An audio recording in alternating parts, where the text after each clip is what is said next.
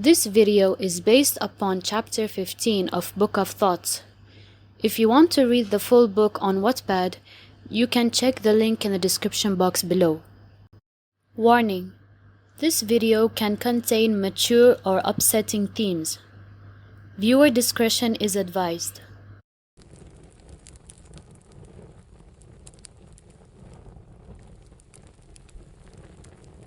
Welcome back, you guys. Another day, another video. And I just want to say finally, this video is out. This video has been sitting in my drafts for so long, ever since last October. I started working on it, but I don't know, for some reason it was just not working. I mean, the earlier draft of this particular video was 20 minutes long, or I think more. I don't know, it's around that time range. But I decided that I just had to scrap the original idea. It was too much hard work. 20 minutes is too much. And so I had to rework a lot of the elements of the script to make it more concise. And yeah, I hope you guys enjoy. As I mentioned in the previous video, this account is going to be mainly talking about art, talking about books and animation and things like that. So for today, I thought we'll be talking about a very famous writing platform, a website that goes by the name of Wattpad. And specifically, one of the most famous genres on the website, Werewolf.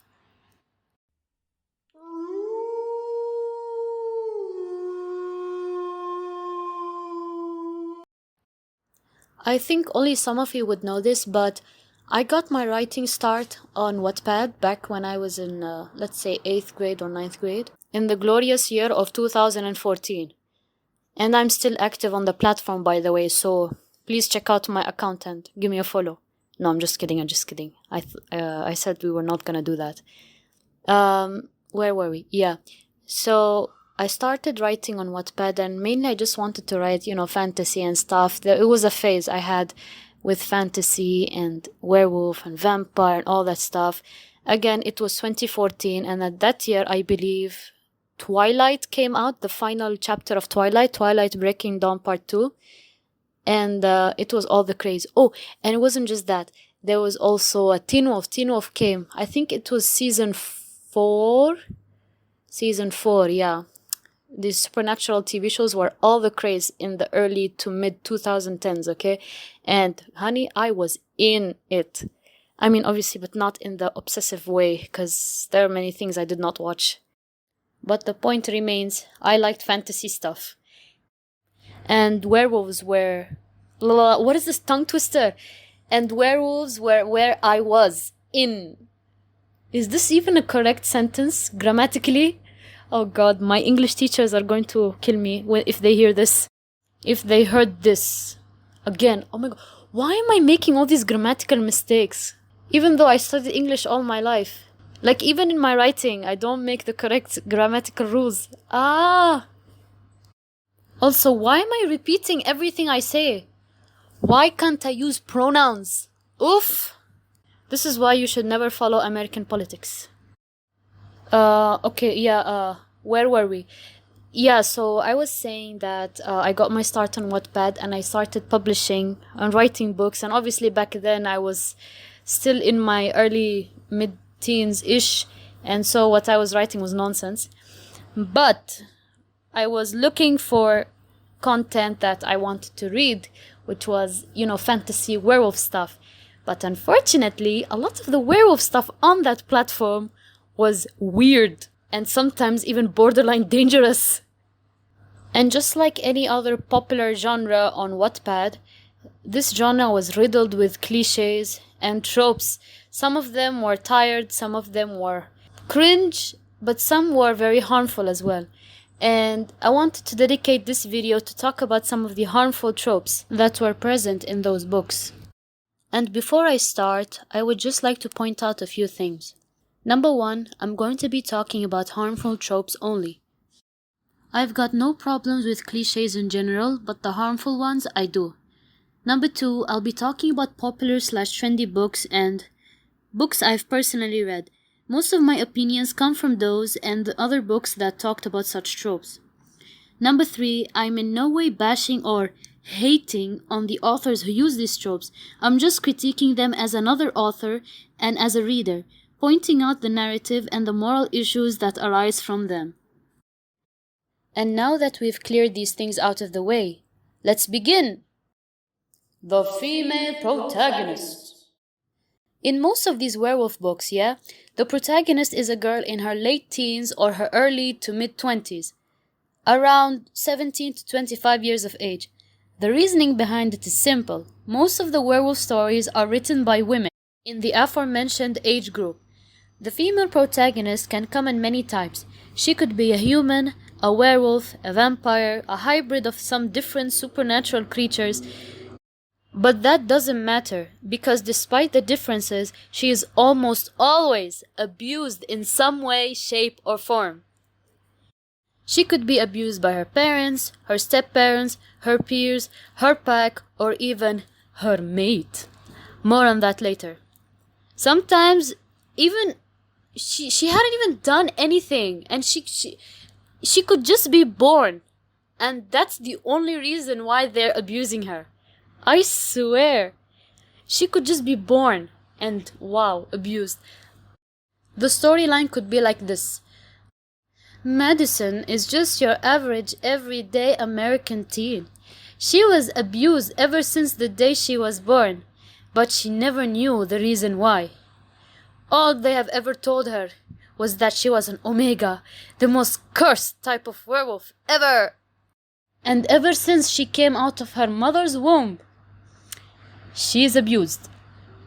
And the abuse is all kind: ostracized, beaten, bruised, battered, tortured, all kinds of horrible things. Physical, mental, emotional, psychiatrical, psychological, metaphysical, all kinds of abuse. And I'm here wondering, why? Why like this? Why? I know that abuse is real, and I'm glad people are talking about it so that it could be prevented. But why is it almost always used as a character trait, especially since nothing in the story is done to rectify this? I'm guilty of this, by the way, but that's a topic for another video. Why is it that in a lot of these stories, abuse is written in a glamorous way rather than shed light on its damages, especially the abuse the MC has to suffer from her so-called mate?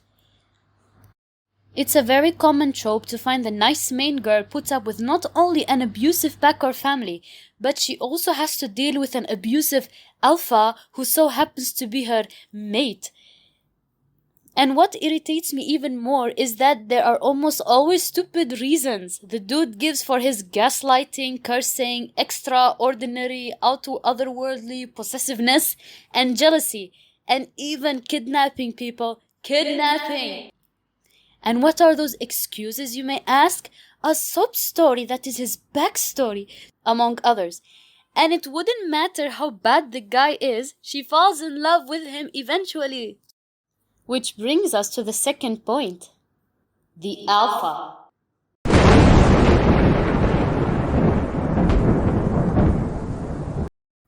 Ah, my favorite. Ladies, admit it. We all love an alpha man.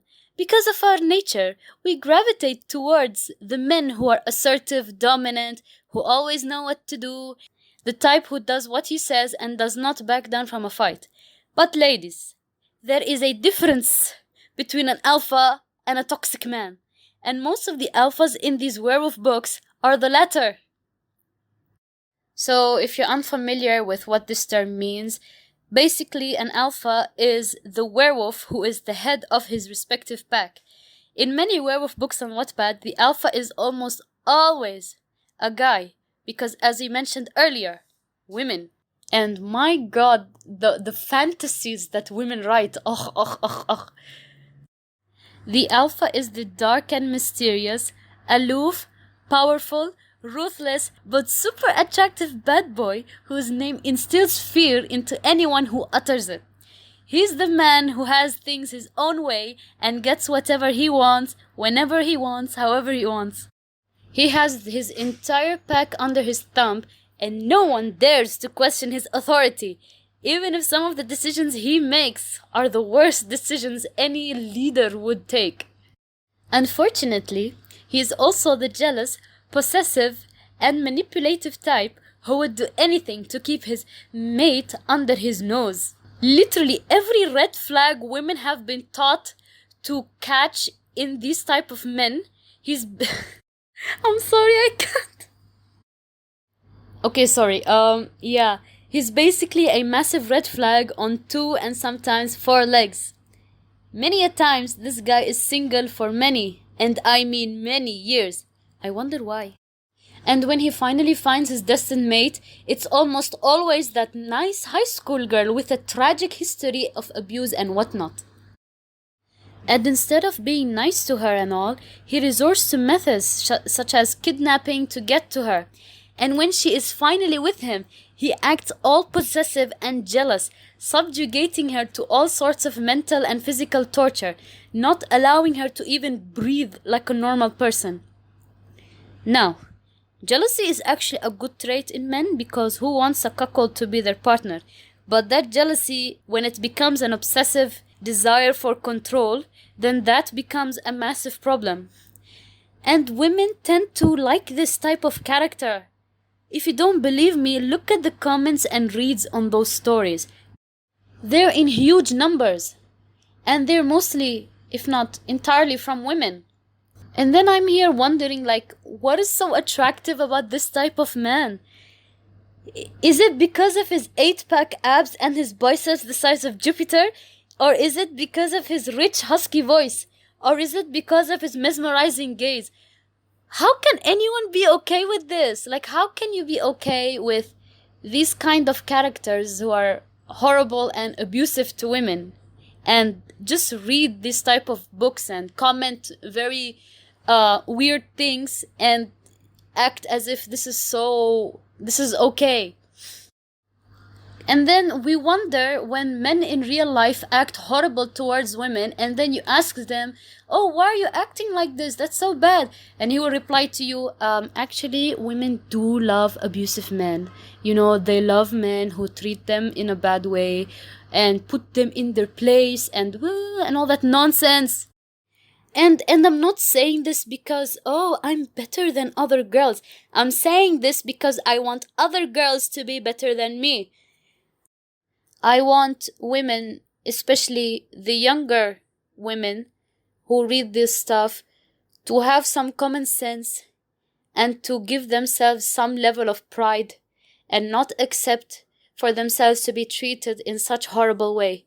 Please, girls, don't do that. Don't do that. It's not good, okay? You're gonna suffer so much. And many women are suffering so much because of these weird fantasies that women have about men. Please, don't waste your time, your energy, and your feelings on a man that's not going to treat you well. It doesn't matter how rich he is, how good looking he is, how successful he is in this materialistic lifestyle, but what matters is his character. If he's a good guy, take him. If he's not a good guy, all this materialistic stuff is not going to matter. After all, he's going to go to the grave and he's going to be buried in the sand. Okay, just like everybody else. So make good choices and you will live a happy life. After the abused female and the absolutely gorgeous and abusive alpha mate, they become the alpha and Luna. If you browse the werewolf genre on Wattpad, you'd find that most of the popular books are the ones that have stories revolving around mates. And if you're unfamiliar with the Wattpad werewolf lore, as I mentioned earlier, mates are basically a union of a werewolf and their destined partner. A lot of the times these books have cringy titles such as His Abused Mate, The Alpha's Fat Mate, He is My Mate, His Rejected Mate, and some other nonsense like that. And when I read the synopses of these books, I gag. A lot. They almost always start them with a bunch of steamy dialogue between the alpha and the one who's supposed to be his mate. You can immediately figure out that the girl is in the girl. Oh my god. Sorry. where was I? The girl is the submissive one in this relationship, and by submissive I mean the doormat. The doormat. Oh my god. One whisper of his command sends shivers down her spine and causes her libido to fly to the roof. I mean, what in the 99 glorious names of God is this? I know that they are half animals, but has anyone ever considered how... Oh my god. Has anyone ever considered how a wolf's relationship dynamic even works? Any basic Google search is going to tell you that wolfbacks, oh my god. I've become Egyptian now, wolfback. As I was saying earlier, wolfpacks have two alphas. The alpha male, who is the most dominant male of the pack, and the alpha female, who is the most dominant female of her pack. They both have the privilege of eating the first and the best piece of the hunt, and they're the ones who procreate. Oh, and they mate for life. Also, further research shows that the whole alpha wolf thingy was based on old studies on grey wolves that were held in captivity, and they were unrelated to each other. Later studies on wild wolves showed that wolf packs consisted of more of a complex social, it's not a hierarchy, but it's like a social group, like a family. You know, there's the alpha pair who are the mommy and the daddy, and then the rest of the pack members are the children and the siblings who aid in, you know, the different... It's basically like a large extended family system, and they have very complex relationship. It's not very hierarchical in nature. It's not hierarchical. Even though they play different roles, the alpha pair still commands respect and loyalty of their pack equally. So it baffles me why the alpha male in Werewolf books is so controlling of his Luna. And on top of that, he's the only one who has the decision-making power. It's almost like she's in the background. She's in the background. She's just there to be there. To be the decoration on the wall. And, you know, I know usually men are the ones who do the main decision, which is fine by me. I do not want to interfere into the men's space. But at least give some good characterization for the woman, the female alpha. Also, what is this Luna, by the way? As per my knowledge, Luna is Latin for moon, which is where the French word lune comes from and the Spanish word luna come from, because they are the same language family. I was guilty of this, by the way, but again, that's a story for another time. Why can't the female be called alpha? And why isn't she treated as his equal, even though as a wolf in real life, alpha females hold the same power as the men, even though, you know, different, used in different ways, but she still has power, okay? Go watch any Nat Geo documentary about wolves and wolf packs. Ugh. My god. Yeah, so just like I was saying, why is there this power imbalance? Why? Also, why is their relationship purely based on sexual desire? What happened to other important stuff like love, companionship, respect, and camaraderie? Okay, sorry, I had to pronounce the last word the French way because the English pronunciation doesn't click with me. And, I mean, a marriage or mating, why does it sound so weird, between a man and a woman is a union of equals. So both sides have rights and responsibilities towards each other. One-sided relationship is the one that is doomed to fail sooner or later. And, which brings us to the fourth point, which is the pack dynamics. I mean, already before I mentioned that werewolf packs in these werewolf books are very hierarchical in nature. It's almost with so many layers are there. You have alpha, then you have the beta, then you have the gamma, then you have the omega, then you have the sigma, and the lambda, and theta, delta, and so many layers. Like, bro, why so many layers? Don't these people know that having a rigid structure with so many layers is going to affect the communication between the top layer and the bottom layer, and removes the power of the bottom layers and shoves them into the position of just being the people who listen and do things without questioning, without discussing, without anything. Don't these people not realize that? Oh, I'm sorry. I actually took HR. I take HR modules, so the HR nerdiness is coming out of me. So yeah, the point is, why so many hierarchies? This is not and it's not a military establishment. This is not the army or the navy, where you need the hierarchy. It's just a normal family. And a lot of times, this family, it's a huge family. They live in their own village or town somewhere isolated in like the American tundra, and I don't know, like so many, why is there hierarchy? Also, I'm just looking at this and I'm realizing this is way longer than the original video that was 20 minutes long. Oh my god, I cannot believe we're past the 20-minute mark. Sorry, being unhinged is not good. Anyway, so once we highlighted the problems, at least we can start finding solutions to them. And this is a section I title, What Can Be Done? Again, I'm not saying that these stories are bad, because mostly they do have unique-ish plots that are great. The issue is that the harmful tropes still exist and we have to do something about them. The best way to combat this is, if you're a reader, you can support stories that have much better and complex writing instead of just using the same harmful tropes. And if you're a writer, just write your own thing, that's better than those stories. I mean, you don't have to be Shakespeare to write a literary masterpiece. Oh my god. I always have an issue with this word, literally. I get to confuse the two a lot. Literary masterpiece. Even the simplest of plots can turn into something great. All you need is a little imagination. I know it could be daunting and it could be harder than it sounds, but believe me, everyone has a story to tell. It's just that you need the right push and some practice. I mean, I've got a long way to go for myself, for I'm notorious for plot holes. But if you can't do the latter, you can always go with the first option and support the great stories you think are worth sharing. And speaking of support, back in May, I guess, I've published a story called Man in Black. If you follow me on Instagram, you would definitely know what I'm talking about.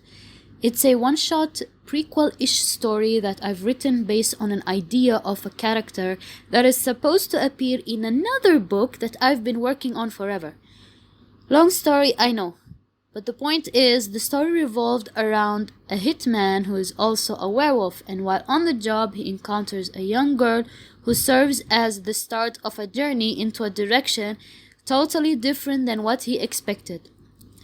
Surprisingly, I managed to stay somewhat consistent with the updates, and as a result, the story is now complete on Wattpad and on my private website, links in the description box below.